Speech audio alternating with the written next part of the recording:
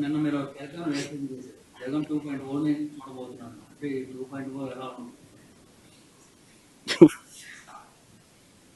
2.0 అయినా కానీ ఒకటి గుర్తుపెట్టుకోవాల్సింది, ఏదైనా కానీ పాలనలో విశ్వసనీయత ఉండాలి. ఒక మాట చెప్తే ఒక రాజకీయ నాయకుడు అది చేస్తాడు అన్న నమ్మకం ఉండాలి. That is called governance, that is called విలువలు, విశ్వసనీయత. ఈ రెండు ఉన్నప్పుడు పాలన అనేది ఆటోమేటిక్లీ బాగా ఉంటుంది. ఎస్, లాస్ట్ టైం నిన్న నా ప్రెఫరెన్స్లో I was mentioning more about కార్యకర్తలకు సంబంధించిన విషయం. ఎందుకంటే లాస్ట్ టైం మనం అధికారంలోకి వచ్చిన వెంటనే జూన్లో అధికారంలోకి వచ్చాం, మార్చ్లోనే కోవిడ్ వచ్చేసింది. సో ఆ తర్వాత 2.5 సంవత్సరము తీవ్ర రాష్ట్రంలో అసలు ఫోకస్ మొత్తము కోవిడ్ మేనేజ్మెంటు, రాష్ట్రానికి సంబంధించిన వనరులు మేనేజ్మెంటు, ప్రజల సంక్షేమము, సేఫ్టీ, వీటి గురించే టైం కేటాయింపులు చేయాల్సి వచ్చింది. సో ఈ నేపథ్యంలో కార్యకర్తలకు ఒక నాయకుడిగా, ఒక పార్టీ నాయకుడిగా, ఒక లీడర్గా, కార్యకర్తలకు ఒక తండ్రిగా చేయగలిగింది బహుశా నా దృష్టిలో నేను తక్కువ చేసినానని నాకు అనిపించింది.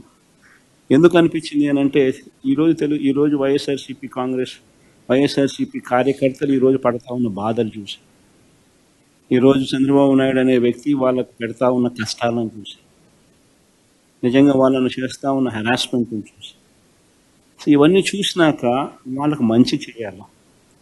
వాళ్ళ మీద ఎవరైతే సులుం ప్రదర్శించినారో వాళ్ళందరికీ బుద్ధి రావాలి.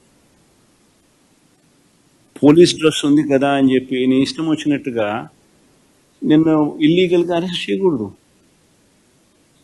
This got be some account of responsibility. అలాంటి వాళ్ళతో, ఆ అన్యాయం చేసిన వ్యక్తితో, అన్యాయం చేయబడిన వీళ్లకు సెల్యూట్ కొట్టించి క్షమాపణ చెప్పిస్తారు. ఒకవేళ అలా చేయకపోతే చట్టం ముందు నిలబెట్టించే కార్యక్రమం చేస్తాం.